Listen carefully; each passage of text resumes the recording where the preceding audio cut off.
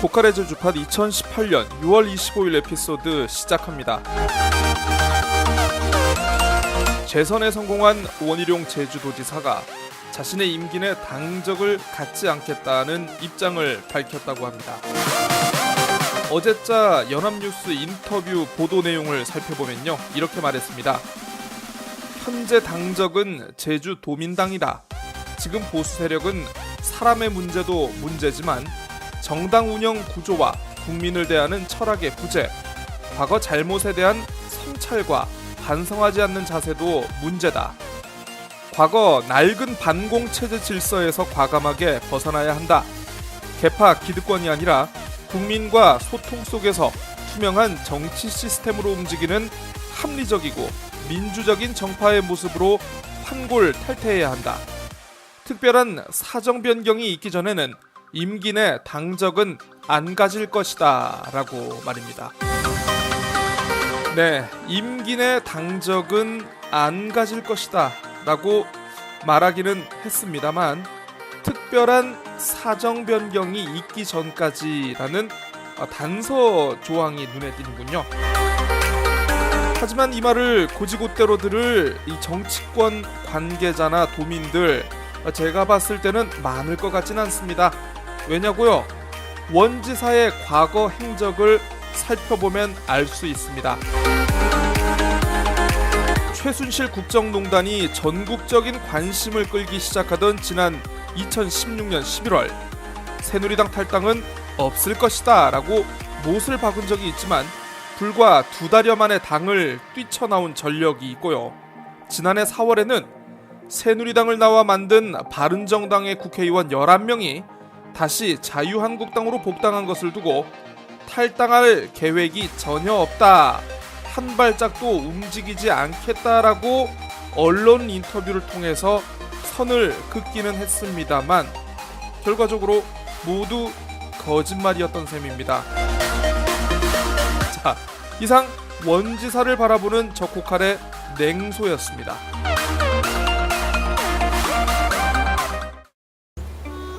안녕하세요, 이승기입니다. 맑고 깨끗한 섬 제주에서도 손꼽히는 청정한 숲, 삼다수숲을 아시나요? 이곳 아래엔 지하 420m의 화산 한반층이 18년이라는 긴 시간 거르고 걸은 귀한 물이 흐르고 있습니다. 이 깨끗한 자연의 물로 우리의 몸을 채울 수 있도록, 물만큼은 안심하고 마실 수 있도록 제주의 귀한 물만큼은 우리가 함께 지켜야 하지 않을까요? YTN 라디오 물만큼은 삼다수로 캠페인은 대한민국이 아끼는 물 제주 삼다수가 함께합니다.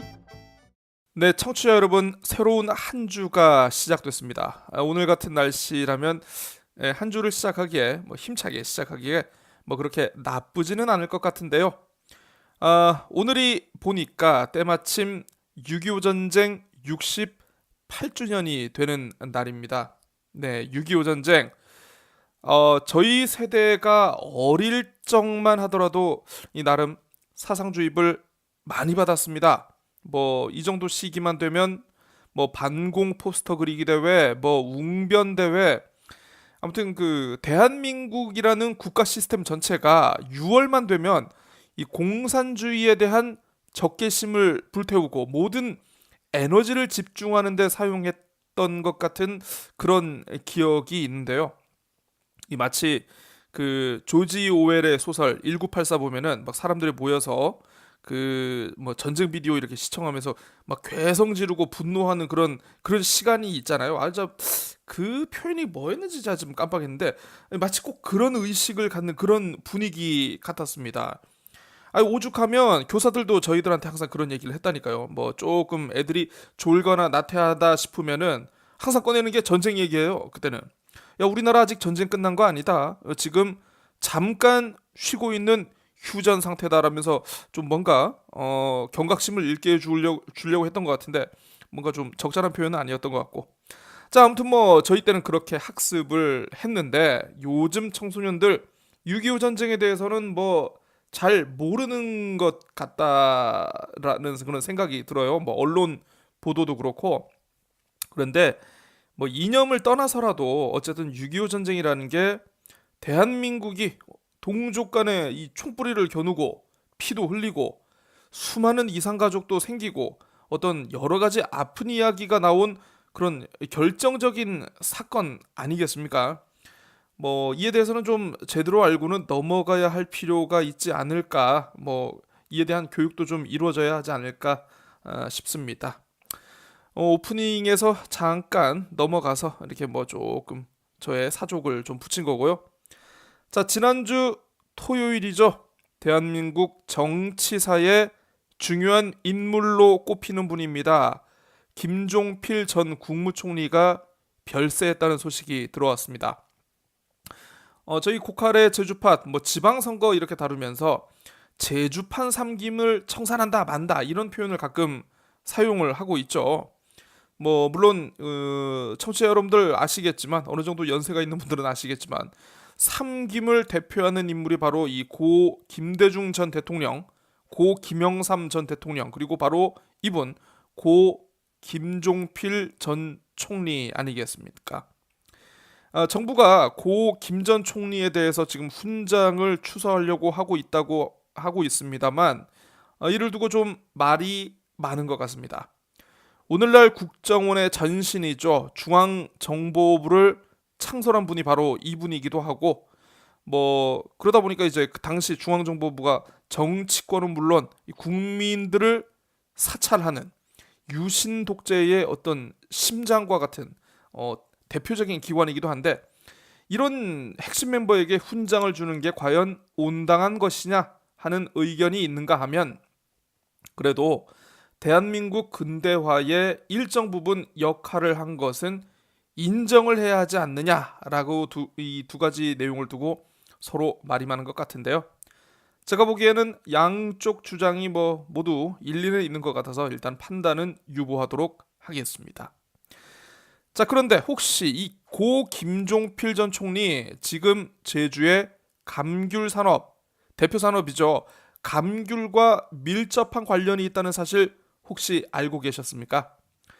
과거 1970년대 그 한일 수교 후에 이 김 전 총리가 당시 일본 시코쿠 지역을 방문해서 개량된 이 감귤 묘목에 관심을 가지고 이거를 제주도로 보급을 하는데 아주 결정적인 역할을 했다고 합니다.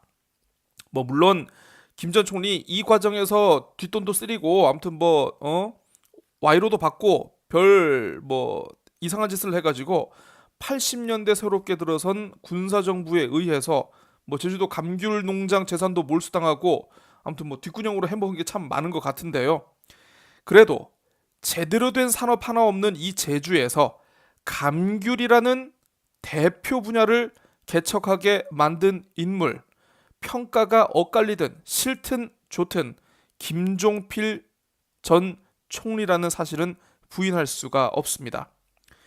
지역 언론에서 그래서 이분에 대해 좀 다뤄줬으면 좋겠다 싶었는데 기사가 별로 나온 곳이 없더군요. 자, 그래서 좀 찾다 보니까 지난 3월 한라일보에 실린 강상주 전 서귀포 시장의 칼럼을 소개해드리고자 합니다.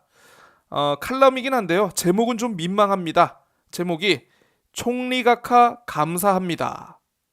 입니다. 민망하죠? 월드컵 개최도시 10개는 너무 많아. 서너 개는 줄여야 돼. 서귀포는 1년 예산이 1,000억 원인데 어떻게 경기장을 짓나? 당시 실세 총리였던 JP 김종필의 한마디는 엄청났다.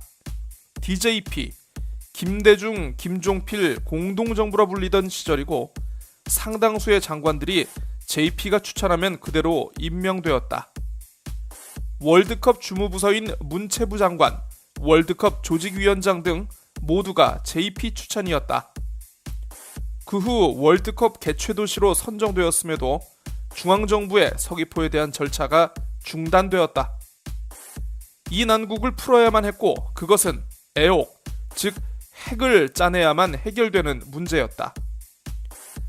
총리 비서실장한테 전화해서 JP 총리와의 면담을 신청하니 인구 100만 이상의 시장도 약속이 어려운데 10만도 안 되는 시의 시장은 하면서 사실상 거절하였다. 큰일 났다. 그러나 다행히도 외무부에서 파견된 총리 의전 비서가 나의 고교 1년 선배였다. 바짓가랑이라도 잡는 심정으로 무조건 만날 수 있게 해달라고 부탁했다. 정식 면담은 안 되고 다른 분과 면담 후 나올 적에 서서 인사하도록 해주었다. 앉으면 어떻고 서면 어떤가? 급한 건 난데.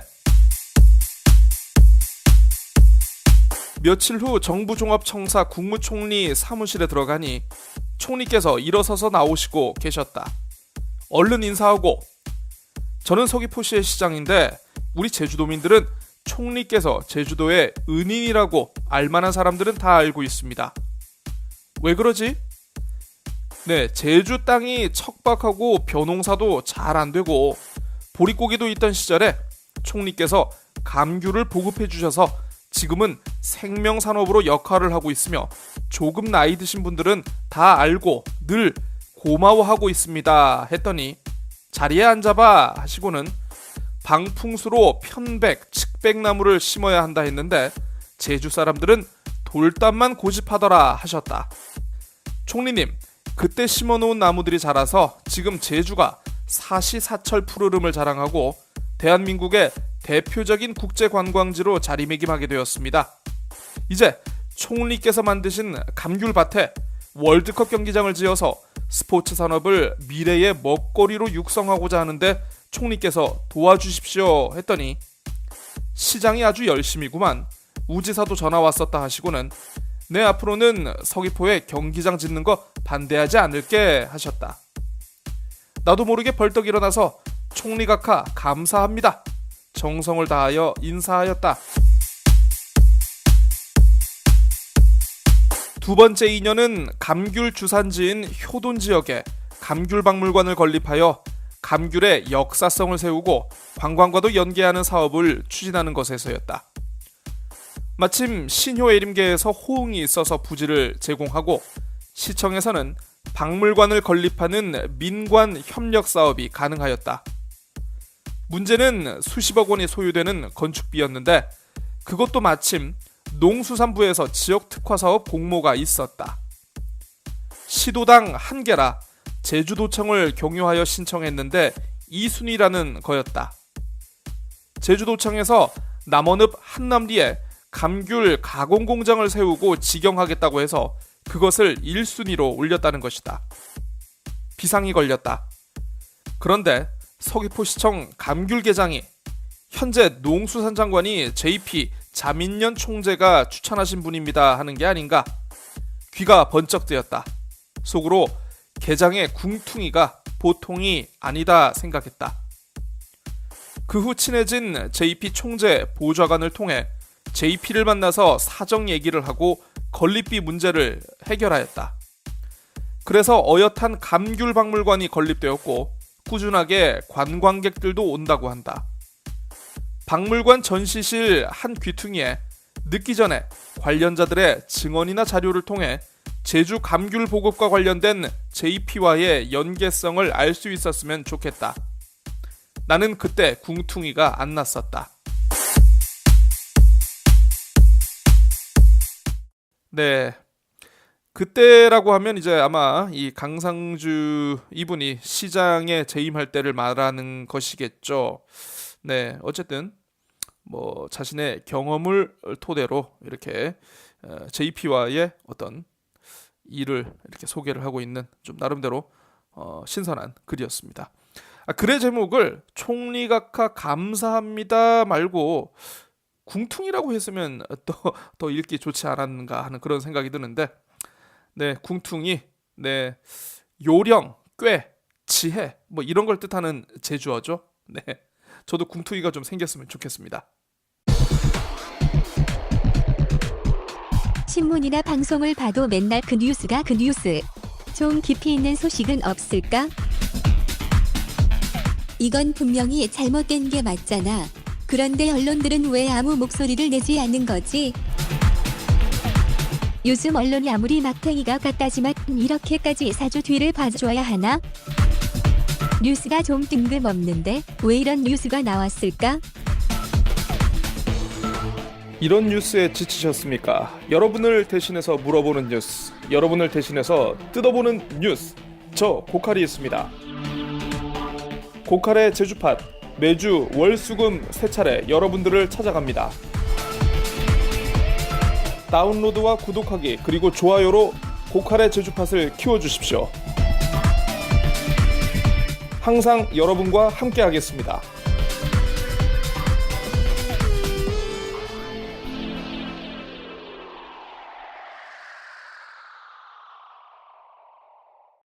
네, 제주도와 도민의 이익을 위해 일하겠다며 지난 2016년 선출된 제주지역 국회의원 3명, 이번 달로 정확히 임기의 절반을 채우게 됐습니다.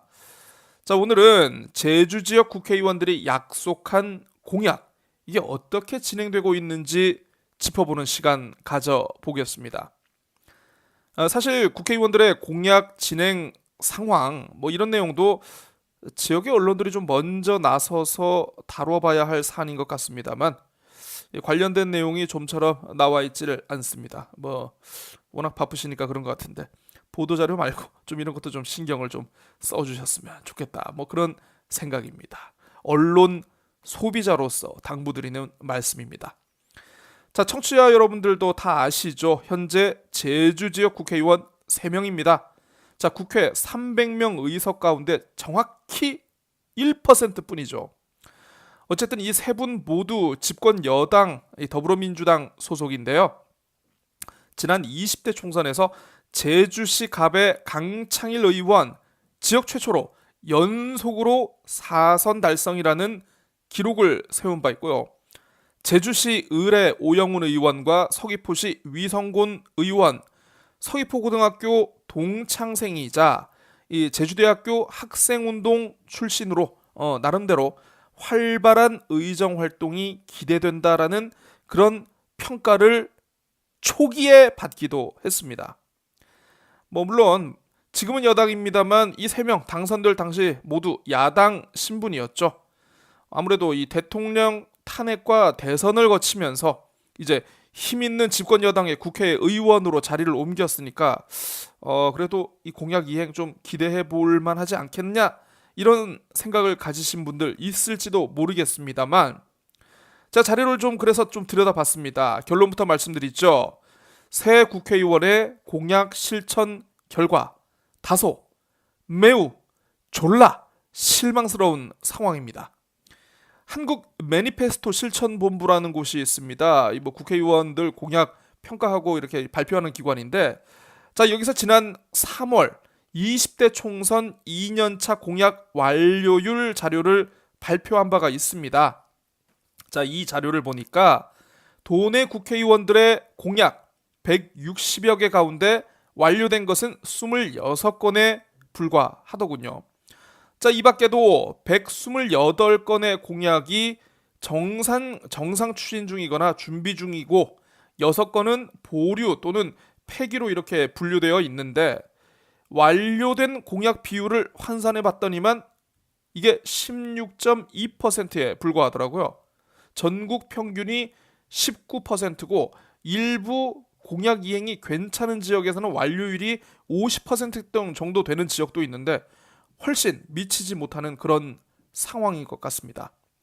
자, 매니페스토 실천본부 이러한 결과를 두고 지속적인 공약 관리와 이행 노력이 필요하겠다라고 나름 점잖게 훈수를 두고 있군요.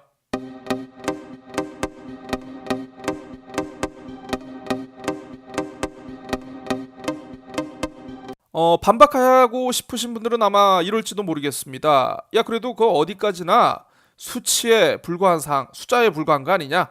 야, 그래도 공약의 질이라는 게 있는데 의원마다 나름대로 관심 갖고 중점적으로 추진한 항목들 살펴보면 좀 성과는 있지 않겠느냐라고 나름 행복 회로를 돌리는 것 같은데요.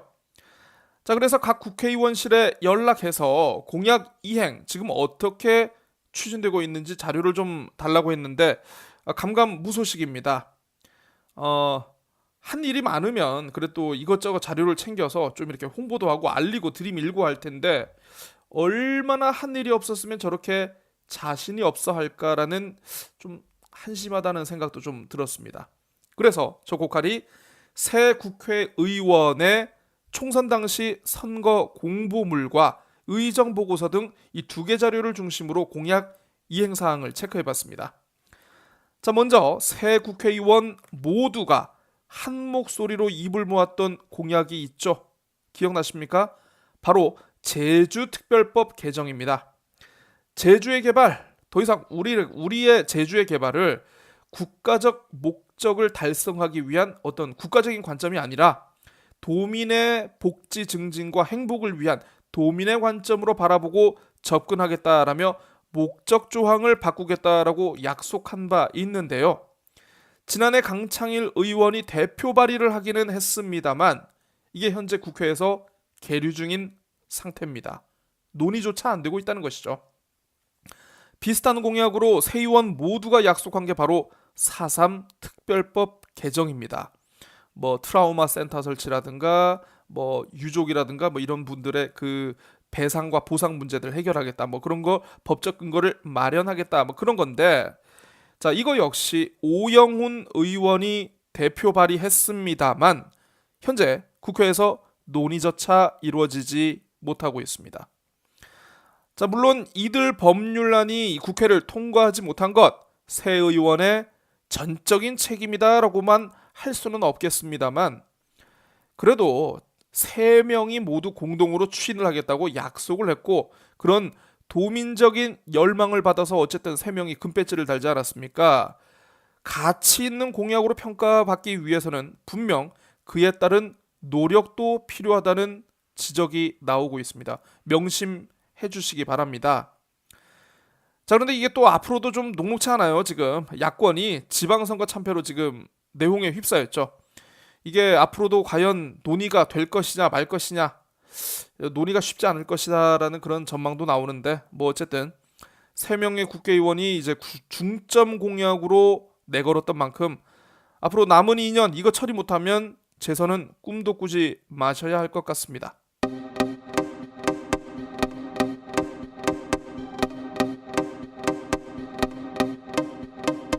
자, 좋습니다. 뭐 한 발 양보해서 이 국회의원들의 입법 공약, 그래도 아직 시간도 어느 정도 남아 있는 상태이기는 합니다. 뭐 그리고 국회 정상화가 이루어진다면 타결 가능성도 뭐 기대해 볼 수는 있는 것 같은데, 더 큰 문제가 있습니다. 이른바 많은 예산을 투입해야 하는 이런 게 바로 재정 공약이라고 하는데요. 제가 아까 말씀드렸던 제주특별법 개정과 4.3 특별법 개정을 입법 공약이라고 하고요. 돈을 예산을 확보해가지고 뭔가 시설을 짓거나 뭔가 하는 거를 재정 공약이라고 하더라고요. 그런데 이 재정 공약 앞날을 장담하기가 어려운 상황인 것 같습니다. 이 재정 공약 자체가 3명의 국회의원이 내세운 게 너무 많아서 다 설명을 해드리긴 좀 어려울 것 같고 대표적인 몇 가지만 소개해드리겠습니다. 자, 강창일 의원 같은 경우에는 스마트시티와 전기차 특구 지정, 청년 공공임대주택 공급, 이주민 통합지원 종합센터 같은 것을 만들겠다, 이런 걸 약속했고요. 오영훈 의원, 국민연금을 활용한 장기 공공임대주택과 보육시설 확충 등이 있습니다. 위성곤 의원은 뭘 만들겠다는 게 많은데요. 서귀포 동부지역의 6차 산업화 대단위 허브단지 조성, 성산읍 수산물 산지 거점 유통센터, 예술체육고등학교 설립 등을 약속했습니다. 아마 이 청취자 가운데 그런 공약도 있었단 말이야? 이런 생각하시는 분들 혹시나 계실지도 모르겠어요. 그런데 이 사업들 제대로 추진은 되는 걸까요? 먼저 강창일 의원이 올해 펴낸 의정 보고서를 살펴봤습니다. 어린이 보호구역 CCTV 설치, 배수로 정비 사업, 재선충병 방제 지원, 교통방송 청사 신축 등 관련 예산을 확보했다는 내용만 장황하게 늘어놓고 있습니다. 오영훈 의원 역시 크게 다르지 않았습니다. 의정 보고서를 보니까 학교 급식실 시설 보수, 주차장 조성 예산 확보, 탐방로 정비 예산 확보 등이 실적이라고 내걸려 있습니다. 자, 서귀포시 위성곤은 좀 깨는데요. 당초에 위성곤 의원이 공약으로 내세운 바 없는 강정마을 구상권 철회 자신의 실적처럼 소개를 하고 있군요. 자, 그 밖에 나머지 두 의원과 비슷하게 지역 내 학교라든가 체육관, 마을회관 등 여기 시설비 수리를 확보한 것을 주요 실적이라고 소개를 하고 있습니다. 제주 지역 국회의원 3명의 주 임무가 수리비를 확보하는 것이었군요.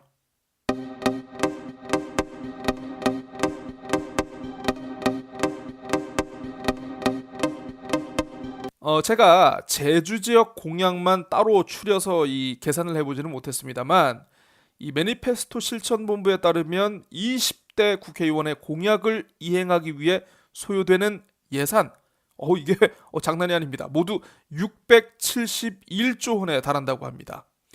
올해 정부 예산이 428조 원이니까 이거보다 한 200조 원 이상이나 더 많은 걸 알 수 있을 텐데요. 그만큼 공약이 모두 실현되는 거 어렵다라는 걸 반증하는 것이겠죠. 제주라고 상황이 다르겠습니까? 똑같죠. 자, 다만 의정 보고서를 살펴보니까 재미있는 부분도 눈에 띄었습니다. 4.3 관련 예산 확보 그리고 70주년 사업과 관련된 각종 성과 이거를 모두 내가 한 거다. 모두 내가 한 거다. 자신의 공약 실천으로 반영을 하고 있다는 점입니다. 박수 한번 주시죠. 네. 자, 제주 국립묘지 조성 사업과 관련한 국비 99억 원 확보. 어머나, 이거는 강창일, 오영훈 두 의원이 서로 자신의 실적이라고 의정 보고서에 담고 있군요. 네. 참 이렇게 허접하게 전반전을 끝낸 제주의 국회의원 3인방. 조만간 상임위원회를 바꿀 예정인데요. 국회가 곧 20대 국회 하반기를 앞두고 상임위원회 배정 작업에 나설 예정입니다. 현재 강창일 의원이 외교통일위원회, 오영훈 의원이 교육문화체육관광위원회 그리고 위성권 의원이 농해수위에 각각 소속되어 있는데요. 아까 말씀드린 법안 처리에 유리한 게 아무래도 행정안전위원회거든요. 그래서 이곳을 목표로 하되 지역의 현안 가운데 하나인 또 제2공항을 다루는 국토교통위원회 아니면 또 지역의 산업이죠. 농수산물과 관련한 이 관련 위원회를 또 들어가는 것을 목표로 준비하고 있다. 이렇게 전해지고 있습니다. 자, 바로 클로징 들어가죠. 아시겠지만 입법부에서 국회에서 제주도와 도민의 이익을 대변할 수 있는 분들 딱 이들 세 분뿐이잖아요. 의원 각자가 당내 정치라든가 앞으로 본인의 정치적 목표 이런 것들을 위해서 이것저것 챙겨야 할 일들이 많으시겠습니다만 도민들의 삶과 행복 그리고 무엇보다 도민들에게 했던 약속에 보다 우선순위를 두는 그런 국회의원이 되었으면 도민의 한 사람으로서 참 좋겠다 하는 그런 생각입니다. 지방선거 때 쓸데없는 작전 같은 거 짜실 그런 생각하지 마시고요. 자, 고칼의 제주팟 오늘 준비한 소식은 여기까지입니다. 자, 수요일에 다시 만나요. 안녕히 계십시오.